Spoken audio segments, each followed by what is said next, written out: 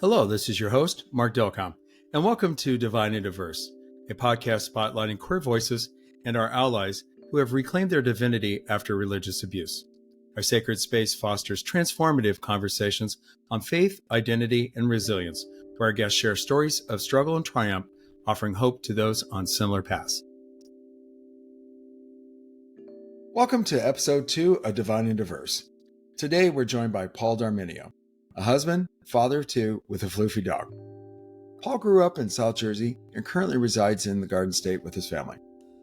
He received his bachelor's from Messiah University in biochemistry and his MDiv from Northwest Nazarene University, focusing on spiritual formation.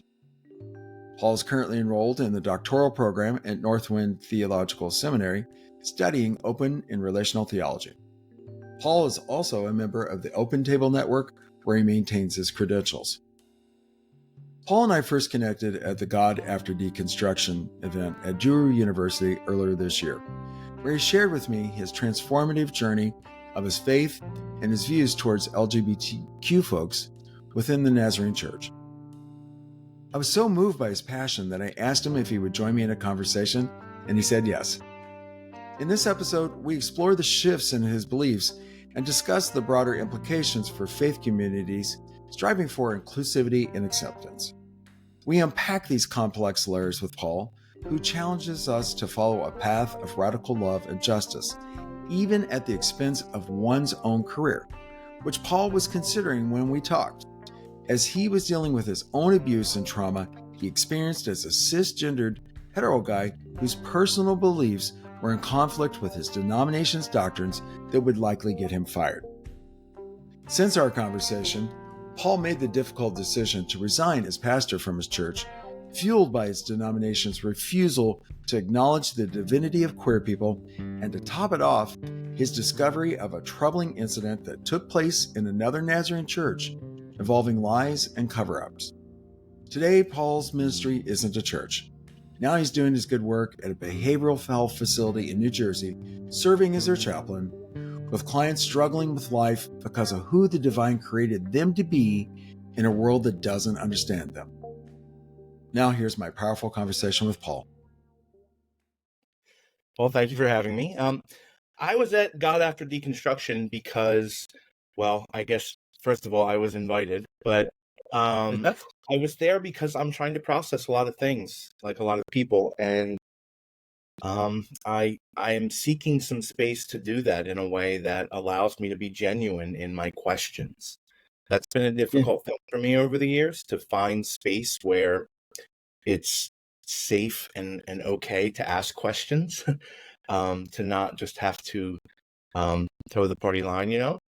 And so that's why I sought out that conference and some of the speakers who were there. Of course, I was also attracted because I knew there were some podcasters there who I listened to. So, you get to listen to people in your earbuds all the time, but it's a very different thing to be able to meet someone face to face and have a conversation. So, of course, that was very appealing to me. And I'm just also at a time in my life where I'm trying to weigh a lot of things, and I really needed that space. So I was thankful for it. And of course, getting to meet you for the first time was wonderful. Right away, it was a very welcoming environment, and they put together a good crew. Yeah, thank you for saying that, Paul. I appreciate that. Yeah, it's I had no idea what to expect. Honestly, my connection to God After Deconstruction is through Tom Ord. Kelly, my co-creator of Radical Love Live, and I, our podcast, were invited by Tom to join on that panel about podcasters in this space, and so he invited us to be there, and then also there was one of the featured speakers, John Fatamanil, who we know well, and I consider a dear friend of mine. He's a professor at Union Theological Seminary in New York City. So I was blown away. I don't know how else to describe that. Not knowing, I had no expectations, because I didn't know what, other than we were going to be on this panel, but who were going to be there, the kinds of conversations. I mean, I only knew about the speakers, And it was so much more than what I expected. Again, as I just said, blown away by it, because what I saw, there was this thread of yearning and desire to move outside the boundaries of institution, and where does our heart want us to go, and what is the divine calling, however we define the divine. On top of that too, that was all part of that. And of course, Tom Oord, as he's the founder of his center called Open and Relational Theology. He's written a number of books on this notion of looking at theology from a completely different point of view, open and relationally, as opposed to being closed and dogmatic. And so I don't think that this conference would be for everybody, because if one is really tied to their dogma, this would be a destructive event, in that it challenges us to think outside those boxes. And yeah, one of the gifts also was getting to meet you in that conversation. So you mentioned that you want to explore through the event, and you were invited. What was it? Was there anything in particular you were seeking? Well, part of it, so my journey in this seeking and searching, really, it's been a part of my thread throughout my whole life. But when I was in the Master of Divinity program at Northwest Nazarene University, I had Tom as a professor. And part of my story, I lost my father when I was young, and I've struggled with depression. And so the question of theodicy, of suffering and pain, and how do we worship a God who is powerful and loving in a world where there's pain, and how do you put those ideas together? That had been a point of struggle for me, really, in my life. Some of my early philosophy and theology readings made that worse. And Tom was the first person through Open and Relational Theology that really helped me find a way to love and worship a God that I could respect, right? One of the things Tom talks about when it comes to the relational and open nature of God is that if God had the ability to stop all evil things or all pain and suffering and chose not to, then God would be responsible for all that suffering. And how can we worship that God, right? For me, it was reading Dostoevsky as an undergrad. The brothers Karamazov, there's this conversation between these three brothers. They've come together for their father's funeral. Are you familiar with it? Yeah. Oh, yes. Yeah. So not an easy read, but it's a worthwhile read. Right. And first, it's a guy who's been executed. And they're like, oh, well, he's a bad guy, whatever. And then there's a story about a little girl who froze to death in an outhouse. She was abused and locked out there as a punishment and died overnight. And one of the brothers says, if I was God and I was making the world, and I knew that in order to make the world, this little girl would suffer and die, I wouldn't do it. And that just blew my mind. Yeah. Right. That blew my mind. And so, elemental truth. It is one of those that is absolutely on the pin of one's, theology, their beliefs. Do you want to participate with a God that would allow something like that to happen? Yeah. Exactly. So, because of my own wounded nature, I've always kind of had an eye out for people who were wounded and hurting. I come from a family from a line of strong women who have always looked out for people. My grandmother was the baker at the high school. She was a lunch lady, and she always made sure all the kids had food, and always, when she would have Thanksgiving dinner or Christmas dinner, there'd always be 3 or 4 people there. You didn't know who they were. She would just find people and invite them in. And so I came from a family where that was the practice. And so when I started understanding a little bit more of what it meant to be LGBTQ, I see that the suffering, the outcast, the pain that's caused, the pain that the church has caused, the pain that organized religion has caused. And there's a natural instinct in me to say, this shouldn't be, right? People should not be treating people this way. That if I'm following what Jesus said in the Sermon on the Mount, if I'm truly loving every person, my actions should not be making people hurt like this. Wow. So was there a particular person, or was it just your experiences? I mean, at what point were your eyes open to this feeling you had inside based on? Well, I love your story about your mom, by the way. I think it's great, a way of radical welcoming all to the table. So, but why this? Well, I think it's a series of encounters. So when we talk about diversity, I think you can only really understand diversity when you open yourself up to know other people, right? Because I am subjective. I only know my perspective, right? So from a human sexuality perspective, right? Like, I know what my experience was going through puberty and discovering my sexuality and finding my sexual orientation, right? I know what my story was, but I don't know what that is for other people. And so if I don't talk to people, I don't know. And in my journey through life, I've had several very formative encounters. One of them happened as an undergrad. I went to, it's Messiah University now, but it was Messiah College then. This would have been like the late 90s, early 2000s. And while I was there, this was becoming a pretty significant topic in the student body, because the college had they called it the Covenant of Christian Conduct. And it was this covenant you had to sign to be a student there. And it talked about all different kinds of behavior, and sexuality, drinking, drugs, all that kind of stuff was in there. And while I was there, a group of students started a website called Gay at Messiah. And it was a place for people to tell their story, a place for people to talk about what their experience was like, not being what everybody was expecting them to be. And I started conversing with someone on there. Just talk, I wanted to know people's stories. I was curious.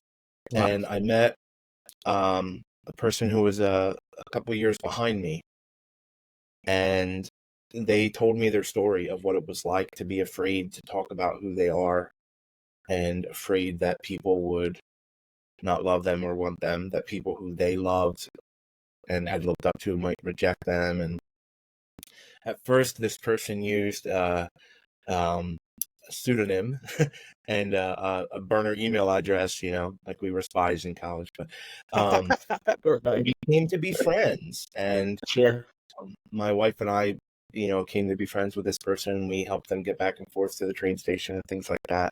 Oh, wow.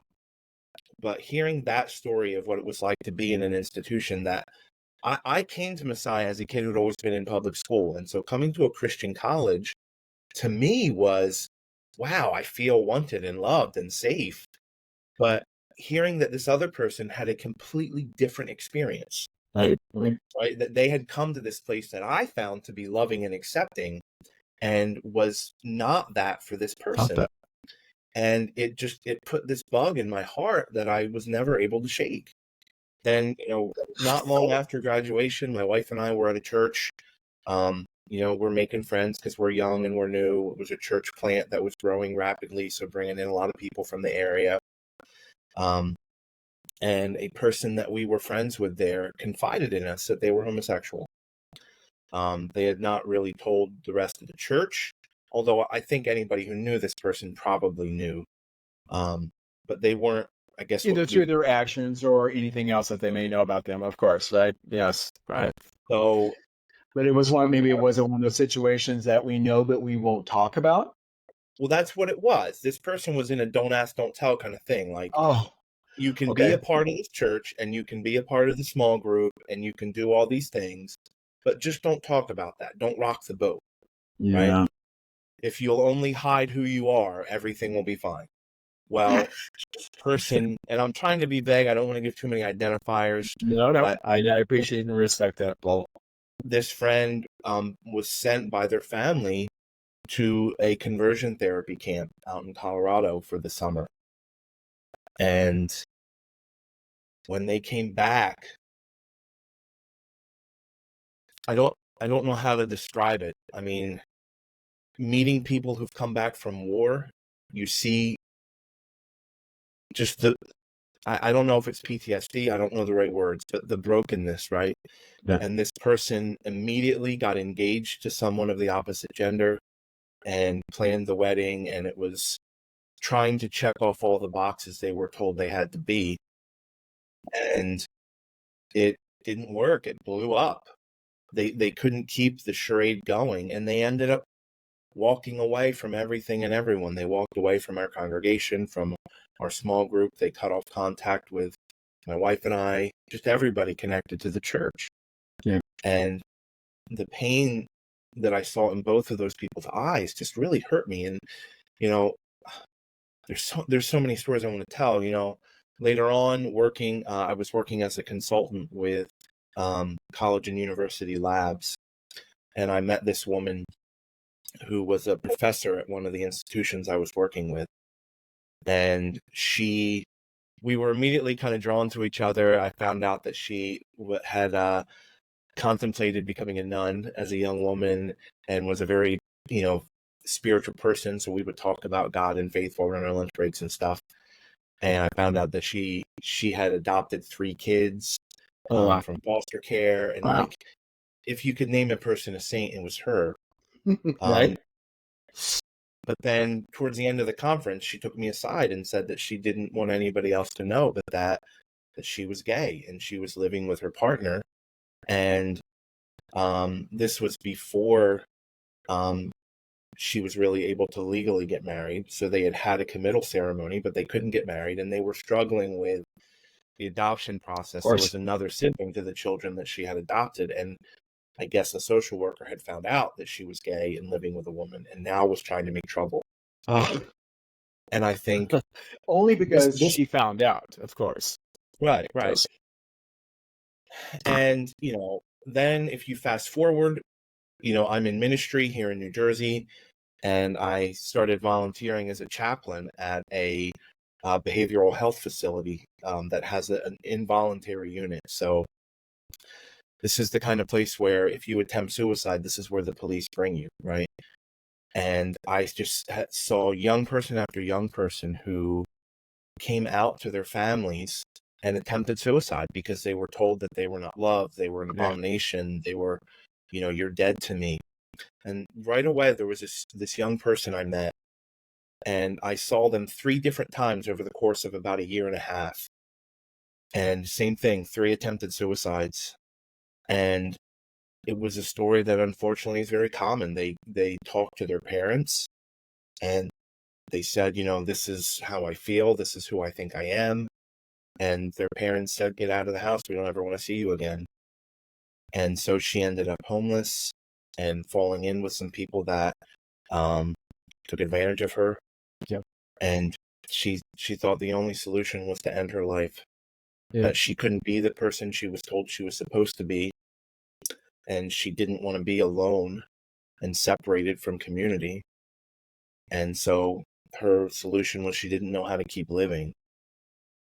And I just see this happen over and over and over, When I was in college, I was a resident assistant, and the head of student life, same situation. He had, in high school and college, he knew he was gay. He had told his wife, who he was dating at the time. They ended up getting married, having children. They were married for, I don't know, about 10 years or so. Yeah. And then the charade blew up. And he divorced his wife, left the church, left the area, left his kids. And I just see this brokenness over and over and over again, where people are presenting this rigid model of you have to be this, and if you aren't this, you're wrong.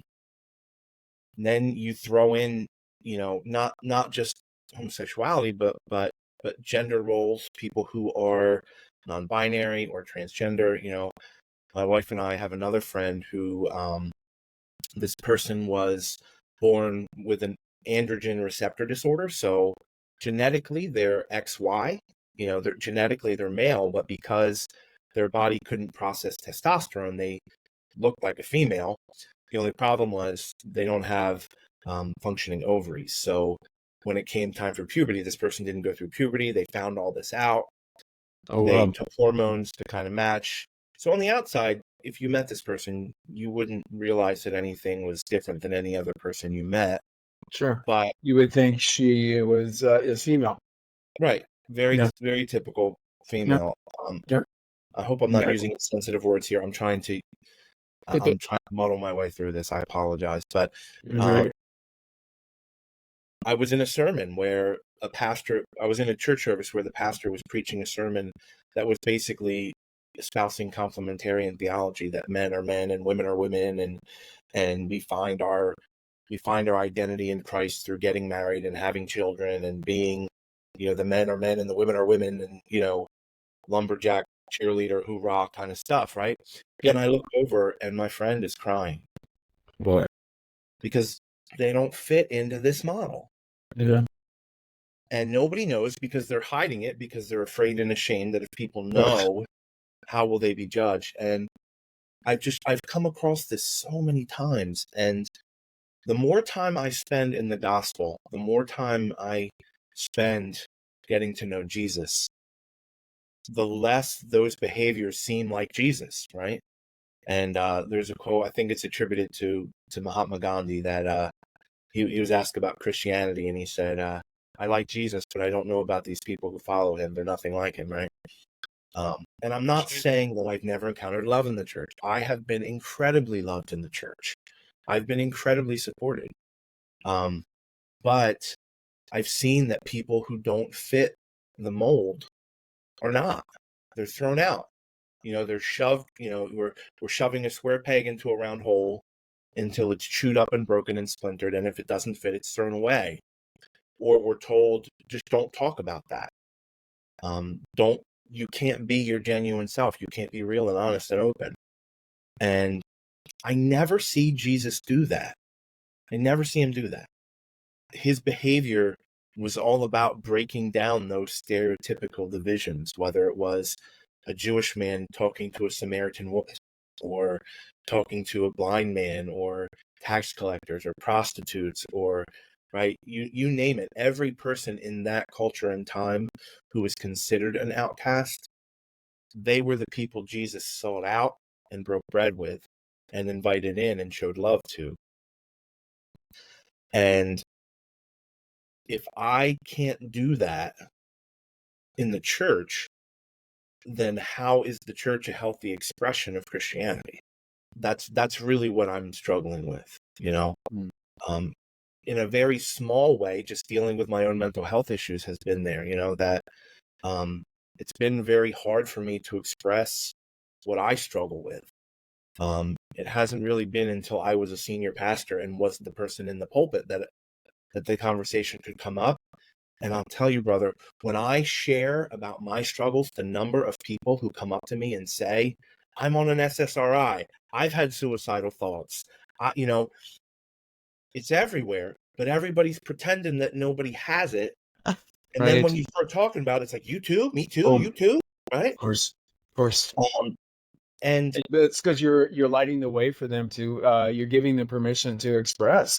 And you're right, especially within your structure, and I say you're just in any kind of institutional structure where that is not an okay topic, or one that's been deemed acceptable.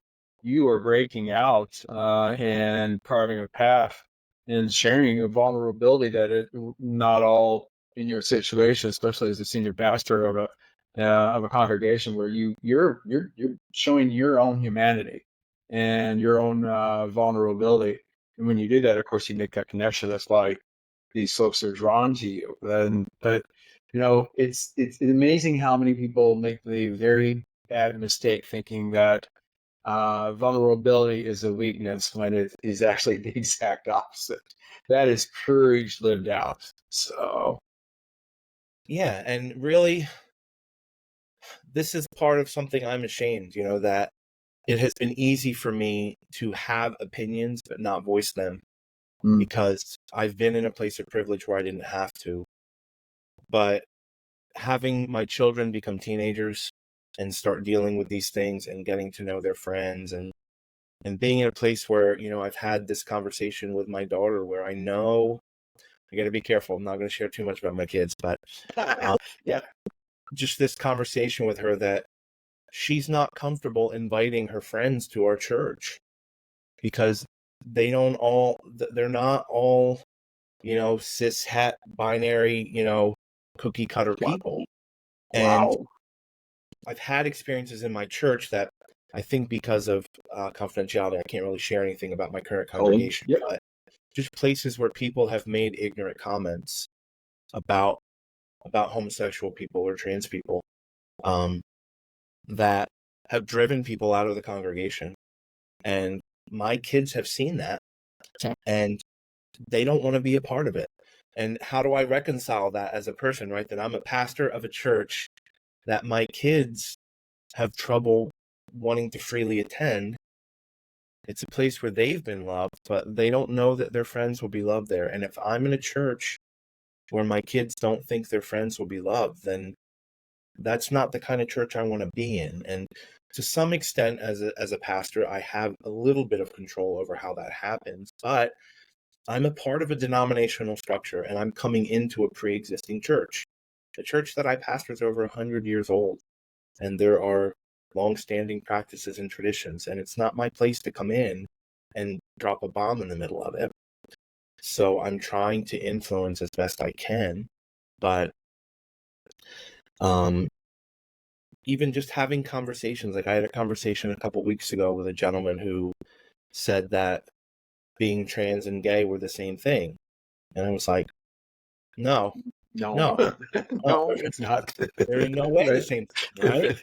One is about I, who I'm it's attracted so to, and obvious he's to about us who I on am. the inside, I suppose. Yeah, no, they're not the same. Yeah. Exactly. So I can have those conversations and try to help with some ignorance. And I don't mean that in a critical way. I mean ignorance No, as in no, no, no, people no, who no. don't. It's not a bad word. It's not a pejorative in and of itself. As they say, ignorance is bliss. So take careful about it, but ignorance is simply you're not aware. So if you apply your conversation with love and compassion and help bring this person along, there's nothing wrong with that whatsoever. So Yeah, and I'm in a denomination, and I understand what I'm about to say. I'm in a denomination where they are the official line is very strictly non-affirming, and they are in the process of a little bit of McCarthyism here, where they're hunting down pastors and faculty who are affirming and getting rid of them. Last year it happened with Mark Maddox, who was a dean at Point Loma Nazarene University, who stood up to defend an adjunct who was affirming, and he was fired. Tom Ord, yes, he explains this in the appendix to the Why the Church of Nazarene Should Be Affirming book. So it's public, but he's been brought up on disciplinary charges, and rather than actually have a hearing and give him a chance to talk, they're dragging it out for years. And it's a legal move, right? We have a rule in our denomination that if you are ordained and assigned, you can only be unassigned for up to 4 years before you lose your credentials. And so they've stonewalled Tom for over 3 years now. What happens when he hits the 4-year mark, right? they I was at NMU. They tried. them or uncredential and whatever appropriate word works. So Right. So when I was at NNU, the president of the university fired Tom. Now, he violated union rules, and the faculty stood up for Tom and had Tom reinstated. Yeah. And there was actually a vote of no confidence against the university president by the faculty, and he was, I don't know, I guess he was resigned. I don't know how willing it was. But then eventually Tom was forced out again. And Tom has done so much to further the cause of holiness in our denomination. His book, Relational Holiness, holiness is kind of the doctrine that is the song that we sing in our denomination.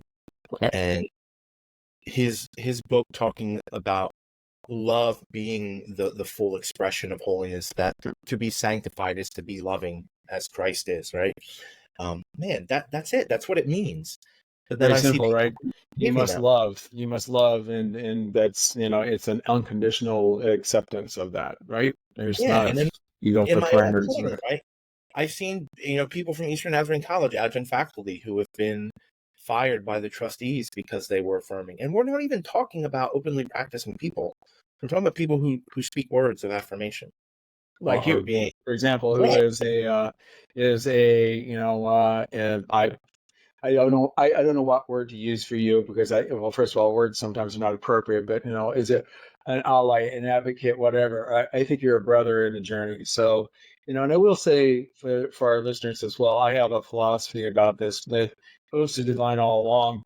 While its mission is to end religious abuse for our queer family, there's another reason why. It's not just for that. We all suffer. We all suffer. There is, as you were explaining about the two circumstances where you knew folks that got married and then how that didn't work out. So, well, the spouse is affected by this. The children are affected by this. The family, the congregational life.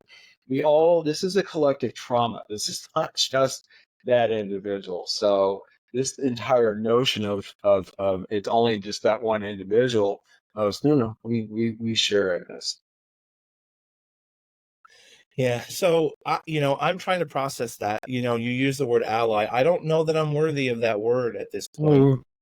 Okay. Because I have internalized a lot of my thoughts and feelings. And, this is coming from some reading I've done over Black Lives Matter, but the idea that if you call yourself an ally, you have to be standing up and taking wounds. That if you're still in a safe place, you're not an ally. And, I know I told you this a little bit off recording, but meeting you and you talking about this project that you were just starting, my immediate thought in my heart was, this is an answer to my prayers, because this is something that I know that I need to talk about. And I've been trying to find a place or a time or a means to have a conversation like this. And I didn't know what it was. And I'm going through my head, like, maybe I'll start a YouTube channel. Maybe I'll try to start a podcast, but it's like, who's going to listen to me? And who am I to try to co-opt that narrative? I'm just another straight white dude trying to tell everybody what to think. I'm trying to step away from that. And then to meet you and hear about this project, I don't want to co-opt your mission statement here, but I think the mission of Divine All Along really lines up with the words of Christ that to tell people they're loved, right? You're loved. You're loved. Full stop. Yeah. No qualifications. No qualifications. So there's a reason why it is divine all along, because I do believe we are divine, and what happens to us is we are broken away from our own divinity. And the purpose of this, the mission, is to open up the opportunity for folks that have been harmed to reconnect to their divinity in whatever way that works for them, right? That's why it's not dogmatic. It's beyond just a Christian tradition, for that matter. It's however that person experiences the divine. To that end, it reminds me, there's somebody that is just an amazing influence on me from my own church experience. I worship at St. John the Divine Cathedral in New York City, and the former dean, who's now retired, Dean Daniels, every time he would preside over the service, in his welcome, he would always say, to everybody, you are home, you are welcome, you are loved. No exceptions. Like, there's just no exceptions to that. It's such a simple statement that it came from 100% authenticity. And here's, Dean Dan, straight, he's, in his 70s. He has grown children and everything else. And yeah, of course, Episcopal Church is progressive by nature, but he was radical about this. Like, he was every single time, like, he would never leave that out of his welcome. Like, it was very purposeful. He also talked a lot about Matthew Shepard and the experiences and how his ashes were interred into the National Cathedral in D.C. and Gene Robinson. Like, he always needed a point. Like, it was something that was always on his heart. And you're safe, you're home, you're loved. And that, what more can you say? That's Jesus talking right there, right? Yeah, I mean, if you look at Jesus, he only gave us a few rules, right? Love your neighbor, love your enemy, and everybody falls. So there's no exceptions, right? Love. There's no exception to that. Yeah. And if you're forcing someone to hide who they are or to not be who they are, or saying, I will love you if you meet these standards. I will love you if you change. That's not how it works. It starts with No, no. I think and that's the very definition of conditional love. yeah, Yeah, and so that's yeah. part of where it came to a head for me. The young Mhm. person I was talking about who had come to the hospital multiple times for attempting suicide. The very first time, the way I do it there, we have a group session, but then I also have one-on-one sessions that people want to pray or talk privately. And so she had asked if we could speak one-on-one. And she's sitting there with tears in her eyes, and she says, "Does God love me?" Oof. And I am just weeping, and I'm like trying to say yes. And then, she says, you know, am I going to hell? Does God want me gone? And she reached out for a hug, so I broke protocol and I hugged her, and I'm just sobbing. And she's like, "Pastor, what does the Bible say? What does God?" And I just said, "Listen, the Bible says that God loves you, and you need to know that before you know anything else, that you're loved." I don't know what happened to this person. Right. I fear what happened to this person. I know so many whose stories have ended. And the church, when the church is the church, when the church is the body, it is supposed to be a place of love. You think about when Jesus turned over the tables of the money changers, and he quotes the Old Testament prophecy, my Father's house is to be a house of prayer for all nations, right? This is supposed to be a place where all people can come, where all people are welcome and loved. And if we're out here shouting hate, it doesn't work. And when you get into the power struggles, the power dynamics of organized religion, man, we're using the tools of the enemy. These are the tools of empire. Like I look at what's happening in my own denomination, trying to change around the rules of what is considered doctrine and what is not, so that people can be kicked out. That's not Christ-like. It's not Christ-like. That's not how my denomination started, and it's not how I think it should go. I know that it's not entirely safe for me to say those words, but I can't not say those words. My denomination started, the Church of the Nazarene started with this idea of big tent theology, that people from different denominations and backgrounds could come together and worship together, and that we could have unity in the essentials and freedom in the non-essentials. And my church, up until this year, has considered our articles of faith as our essential doctrine. And our Board of General Superintendents this year has decided that they're going to throw in these extra documents and call them doctrine. Documents that talk about what kind of movies we would watch, or how we would dance, or human sexuality, or all these other kinds of things that were never meant to be doctrine. To try to use it as a weapon, to try to use authority and power as a weapon. And I think the definition of an ally is a person who uses a position of authority or influence to help those who do not have authority or influence. And for the time being, at least, I have a pulpit, right? I'm in a position of authority, and I have to use that the best I can to help people who are broken. So, Paul, I believe that. I thank you for everything you've shared. Your courage to come out, because as we have discussed, this conversation will go out onto the website for Divine All Along as one of the episodes. So anybody will be able to access it in the world, and there's you realize there's potential risk to that. So thank you first for doing that. You bring up a very valid point with your, you said they're the general superintendents. Is that what they're called? Did I get that right? Yeah. Why do you think they are doing what they're doing? What is causing this? Well, I want to start by saying I don't know any of the board members personally. Okay. So I'm speculating here. So let's Okay. hold that quality. But basically, I think, we are a Wesleyan holiness denomination. Yes. And a strong cousin theologically would be the United Methodist Church. And over the last few years, the United Methodist Church has undergone what we would probably call a schism. Yes. Um, Exactly it's what a long happened to the Episcopal Church. It's happened in the Presbyterian Church. Now it's happening with the UMC. It's going to continue to happen. So are you thinking that this is what is happening within the Nazarene? Well, I think that this is an attempt to not have that happen, to put up safeguards to prevent a schism.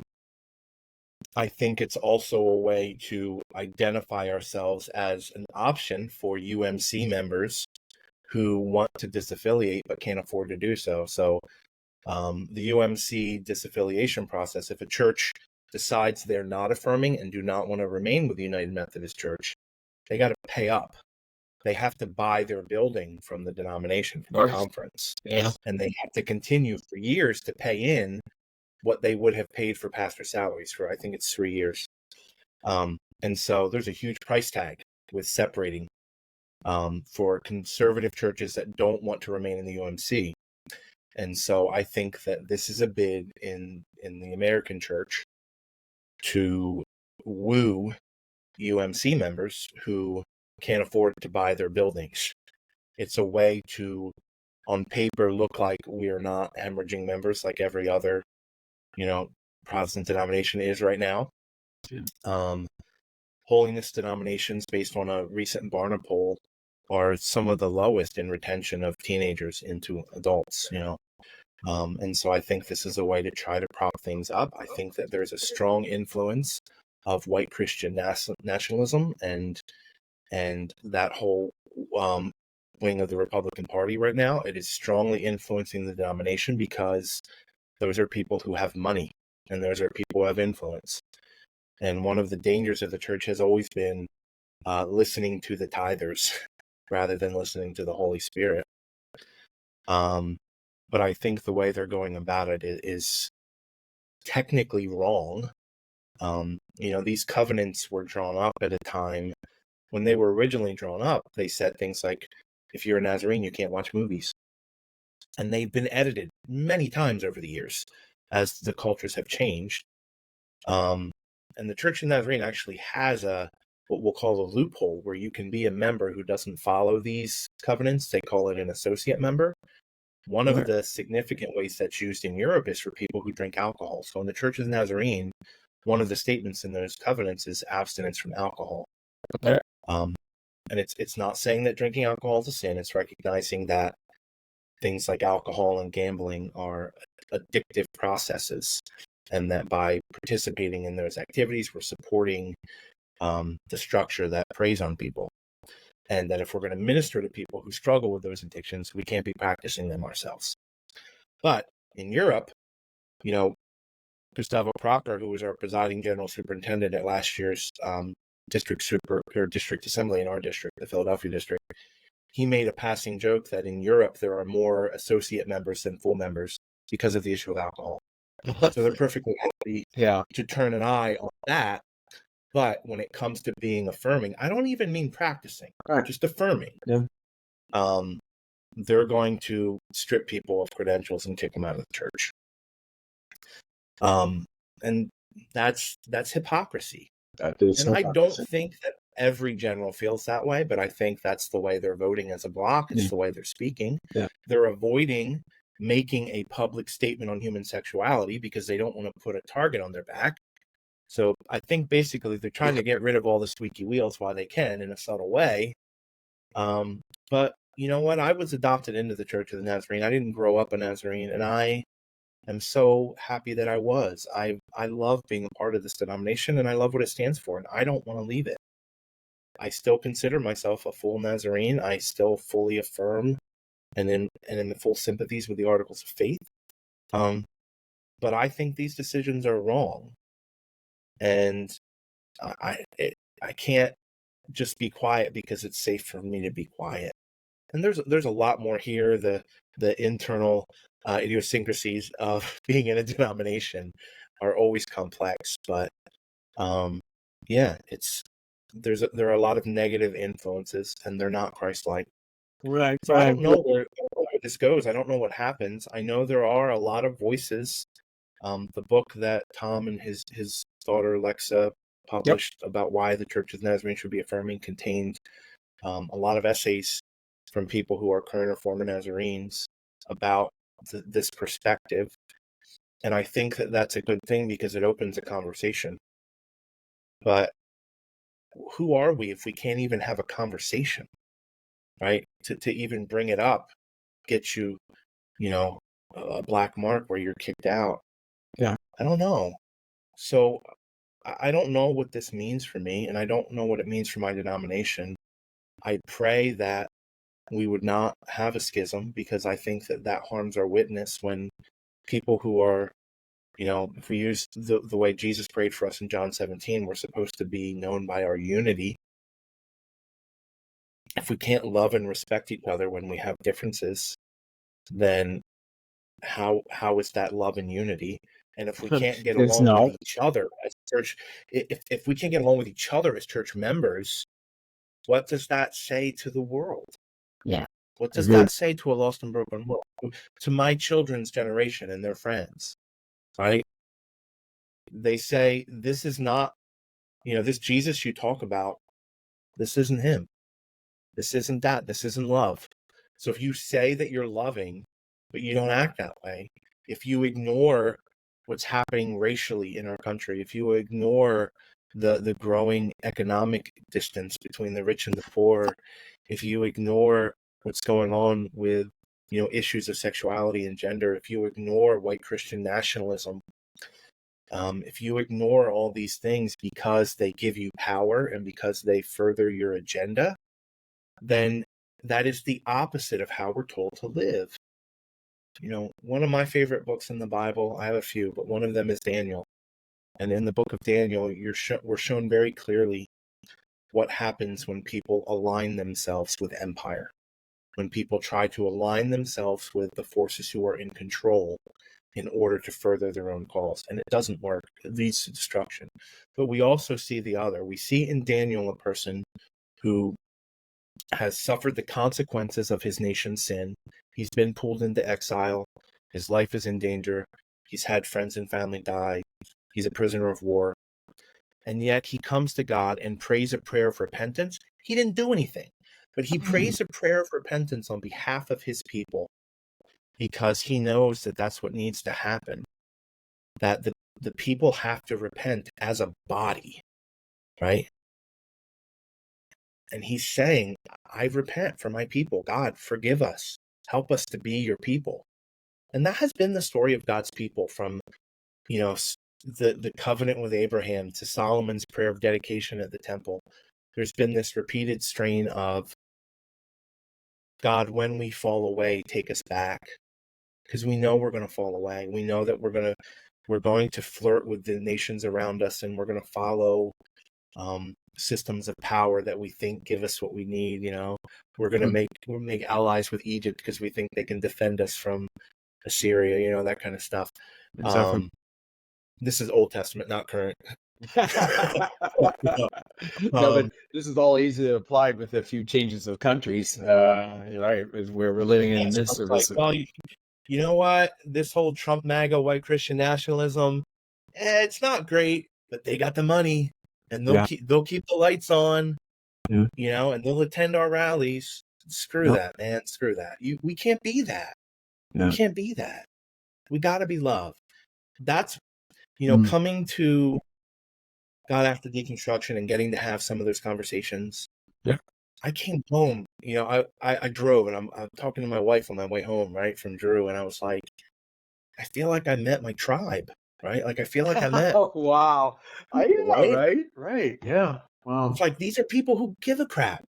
Yeah. These are people who care, that they're not willing to treat humans as grist for the mill so that we can maintain dogma that makes us feel safe. That's not what a radical notion, huh? Exactly. Right. I'm going to go back to something you said a bit. As we start wrapping up this has been a beautiful conversation. I know our listeners are going to love this. It's so rich with just thank you for everything you've shared thus far. One of the things that you mentioned was your kids, and in particular your daughter, who doesn't feel comfortable bringing her own friends into the congregation and be a part of the service because of the the doctrinal line that she knows that you just can't go and do your own thing. I think there's a lot to be said about that, and this is going to be a wake-up call for all of us that are not of that generation, because I think there is a very swift, dramatic change, and I am pinning my hope of the future on kids like yours and that generation that are simply not willing to allow this to happen. It makes no sense to them. So I don't know what happened over the last 50, 60 years. I'm a bit older than you. I'm at the cusp of, the very early Gen X. You're more into probably the millennial space there. So what had happened? What happened through these generations? And then all of a sudden we have our Gen Zs that are just like, this is not acceptable. This is not tolerable to us. And it is a good thing, but it's going to be very disruptive on faith, definitely. But I think it will call us back. I am hopeful that it will. That it begs that question: is God dead? And well, yes, in some ways, God is dead. In the institutional aspects of it, it's flailing. But what will be born out of that will be the Reformation. Faith will not go away, and certainly how we define what our divine is, that will never go away. That's just, I'm a firm believer of what is attributed to Pierre Teilhard de Chardin. He actually never did say it, but is that we're not human beings having spiritual experiences, but rather we're spiritual beings having human experiences, and that's it. Fundamentally, that is what I believe all the way through, core to my very smallest atoms, that we are, divine beings having a human experience. So the call will always be there for us to explore this around us. We have got a ways to go, and there's a lot of issues. So I'm going to ask you a question. You shared a lot. You realize the circumstances in which you are currently in. What's next for you? Do you have a roadmap? What's up? I don't know. I don't know what's next. I don't know what comes. I know that.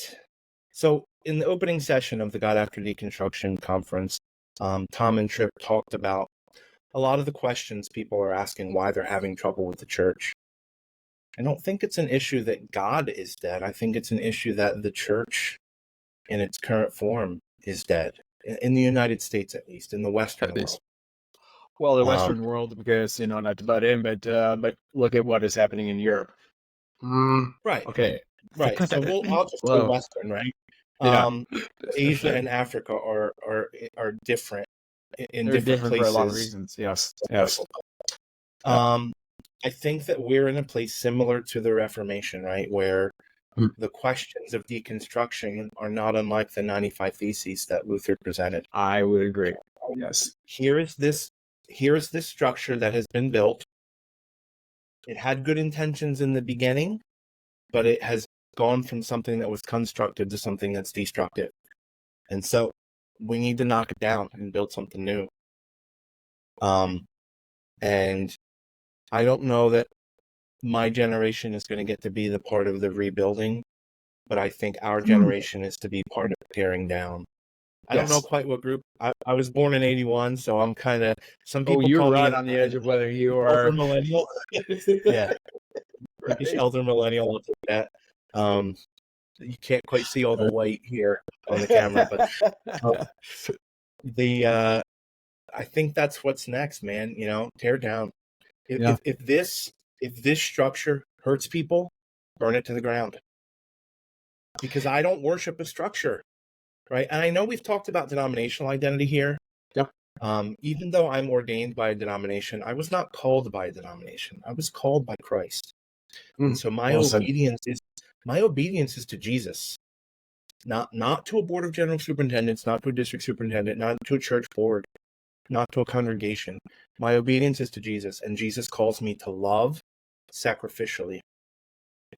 In a book, Life Together by Dietrich Bonhoeffer, It's one of those things you have to read if you haven't. But you have to read it. Exactly. You got to read the life of he Bonhoeffer. talks about love, right? And that if we love for any reason other than love, it's self-centered, right? If I love you because I enjoy it, or I love you because I want you to come to my church, or whatever, that's manipulation. And the church growth movement has gotten its fingers into this idea that we love people in order to manipulate them to becoming church members so that we can prop up our franchise, right? That's not Jesus. That's not Jesus, right?